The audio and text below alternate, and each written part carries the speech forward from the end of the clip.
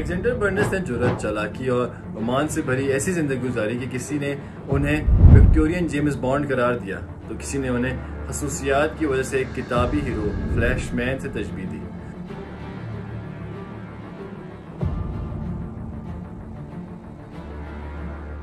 जो खतरों का खिलाड़ी होने के साथ साथ खूबसूरती का भी दीवाना है। अलेक्जेंडर बर्नस एक मुहिम जो जंगजू, जासूस और सिफारतकार, भेद बदलने और जुबानें सीखने के माहिर और हुस्न परस्त थे, जो अगर भरी जवानी में मारे ना जाते ना जाने और क्या क्या करते। बर्नस 17 मई 1805 को स्कॉटलैंड में पैदा हुए।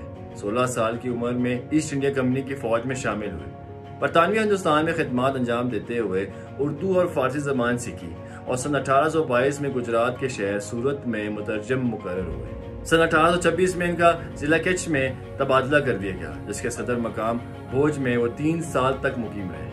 अलेक्जेंडर बर्नस की मुहिम जोई से भरपूर जिंदगी का आगाज एक ऐसे खुफिया मिशन से हुआ जिसने अंग्रेजों की सिंध में फतह की बुनियाद भी डाली।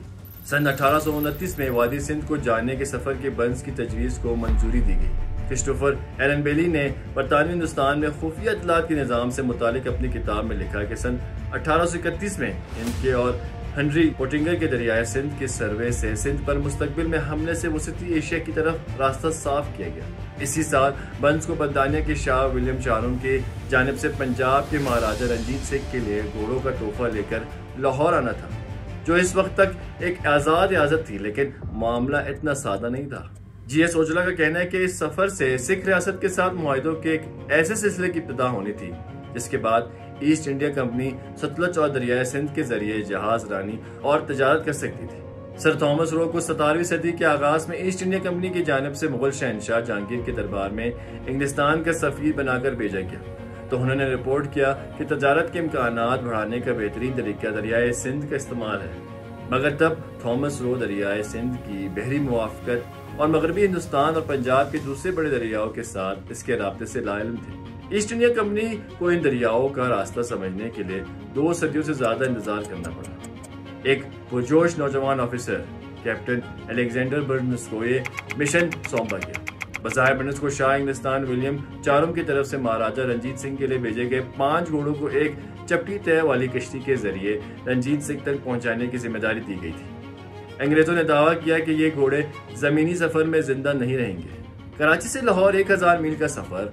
अबू बकर शेर लिखते हैं कि सन 1830 में एक जहाज मुंबई बंदरगाह पर लंगर अंदाज हुआ, जिसमें बरतानिया के बादशाह की तरफ से पंजाब के महाराजा रंजीत सिंह के लिए तोहफे के तौर पर 5 घोड़े और एक दोस्ती का खत शामिल था। सफर से पहले मुंबई के चीफ सेक्रेटरी का एक खुफिया खत बर्नस को मिला, जिसमें हिदायत दी गई थी।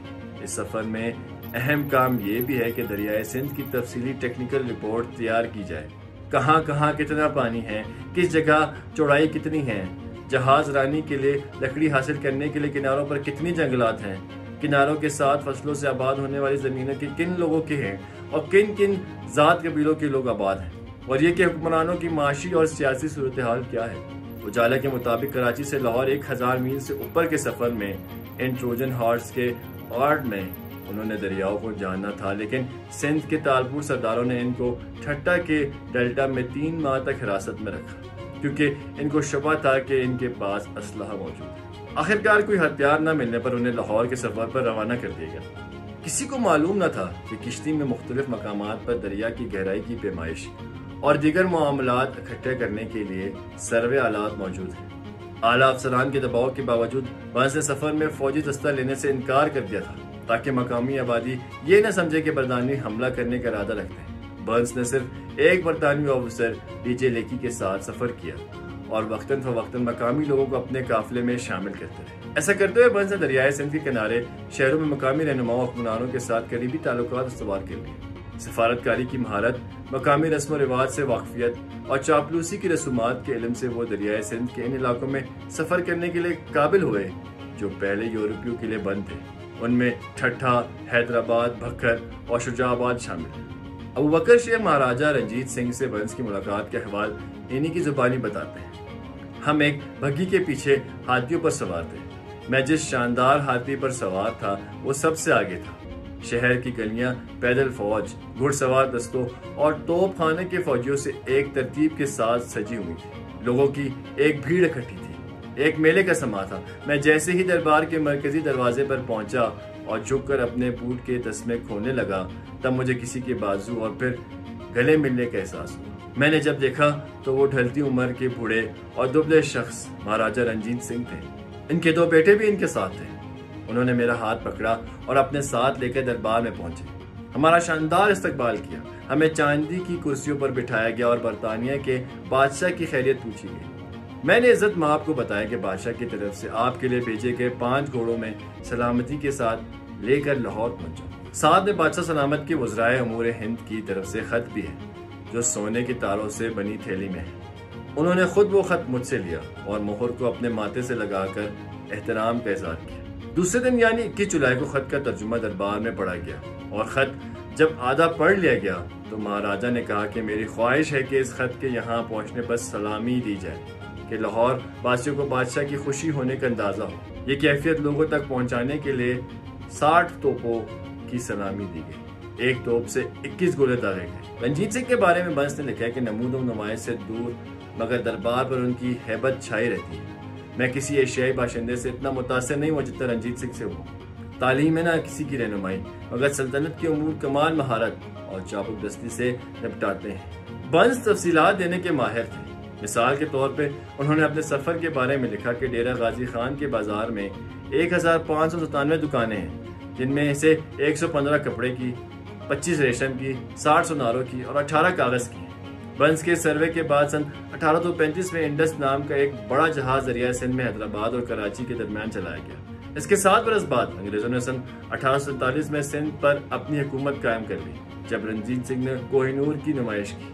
अक्टूबर 1831 में बंस ने महाराजा रणजीत सिंह की पहली मुलाकात हिंदुस्तान में बरतानवी फौज के commander governor general lord William Bentinck के साथ करवाई।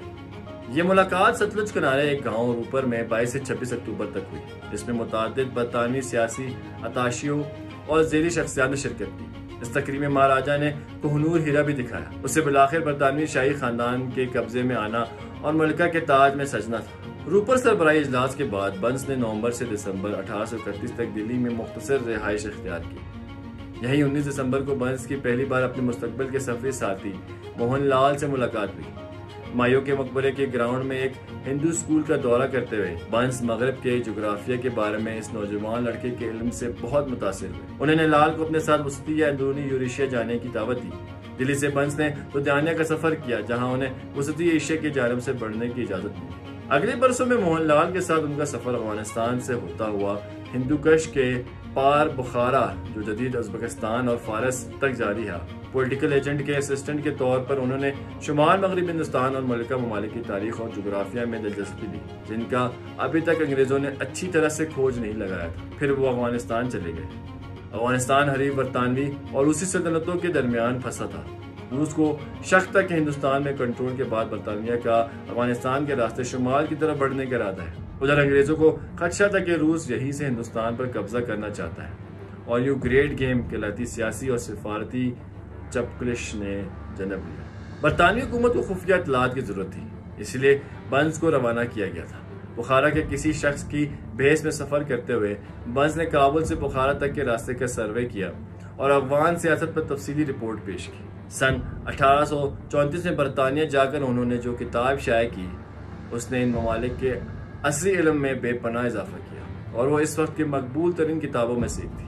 ये किताब बुखारा हिंदुस्तान से काबुल, वसती या अंदरूनी यूरेशिया और फारस तक और दरियाए सिंध पर समंदर से बरतानिया के बादशाह के ताइफ के साथ लाहौर तक के सफर की दास्तान थी, जो सन 1831, 1832 और 1833 में हुकूमत के हुक्म पर किए गए। पहले एडिशन से बंस ने 800 पाउंड कमाए। दोस्त मोहम्मद बारकज़ई ने सन 1838 में अफगानिस्तान में इक़्तिदार पर कब्जा कर लिया था।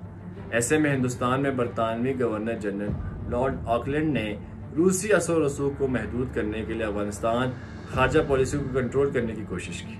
बंस ने लॉर्ड ऑकलैंड को काबुल के तख्त पर दोस्त मोहम्मद खान की हिमायत करने का मशवरा दिया, लेकिन वायसराय ने सर विलियम की राय को तरजीह दी और शाह शुजा को बहाल कर दिया। सन 1839 में शाह शुजा की बहाली पर बंस काबुल में बाकायदा पॉलिटिकल एजेंट बन गए। इस ओहदे पर बंस खुद को आला तनख्वाहदार बेकार कहते थे।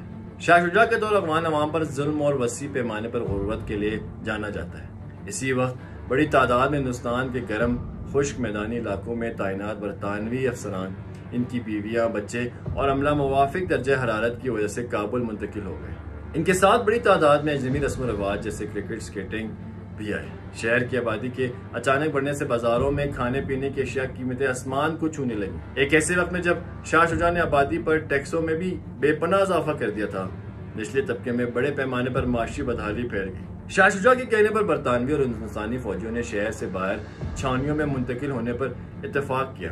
ताहम बंस ने अपने भाई लेफ्टिनेंट चार्ल्स बंस को मेजर विलियम ब्रॉडफुट समेत चंद दीगर सीनियर अफसरान के साथ पुराने शहर के वसत में एक घर में रहने का इंतखाब किया। 1 नवंबर 1841 को मोहनलाल ने बंस को बताया कि इनको कत्ल करने की साजिश हो रही है और जोर दिया कि वो शहर से निकल जाएं। बहुत से अफगान बंस को काबुल में बरतानिया के नुमाइंदा के तौर पर शहर की माली और अखलाकी जवाल का जिम्मेदार समझते थे, इस यकीन के साथ कि वो किसी भी मुमकिन परेशानी से निमट सकते हैं। बर्न्स ने अपने दोस्त के मशवरे के खिलाफ काबुल में ही रहने का इंतखाब किया। 2 नवंबर की रात बंस मुखालिफ एक छोटे से गिरोह ने शहर में यह कहकर एक हजूम इकट्ठा करना शुरू कर दिया कि बंस के घर से मुल्हिका इमारत में छावनी का खजाना है, जहां बरतानवी अफवाज की तनख्वाह रखी जाती है। रात होते ही एक बड़ा हजूम बंस के घर के सहन में जमा हो गया।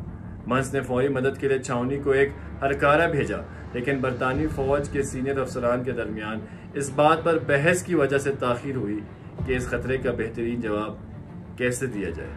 हालात खराब होते गए। हमलावरों ने अस्तबल को आग लगा दी। हजूम की तरफ से एक गोली चली और बालकनी में बंस के साथ खड़े मेजर ब्रॉडफुट मारे गए। अब जब यकीन हो गया कि बचाव का मजीद कोई मौका नहीं, फिर अलेक्जेंडर बंस ने खुद भी हजूम का सामना करने के लिए गैर मुसल्लह बाहर निकले। चंद ही लम्हों में उन्हें भी हजूम ने तशद्दुद के बाद मार डाला। यह वाकयात बरतानी फौजियों से सिर्फ आध घंटे की दूरी पर पेश है। एक नौजवान अफसर ने अपने जरीदे में वाकया रिकॉर्ड करते हुए लिखा है कि सुबह के वक्त तो 300 आदमी काफी होते, से पैर में 3000 भी ना काफी। अगले दिन बर्न्स, मेजर ब्रॉडफुट और लेफ्टिनेंट चार्ल्स बंस के सर चौक में नेज़ों में परो दिए गए। बंस की उम्र उस वक्त 36 साल थी।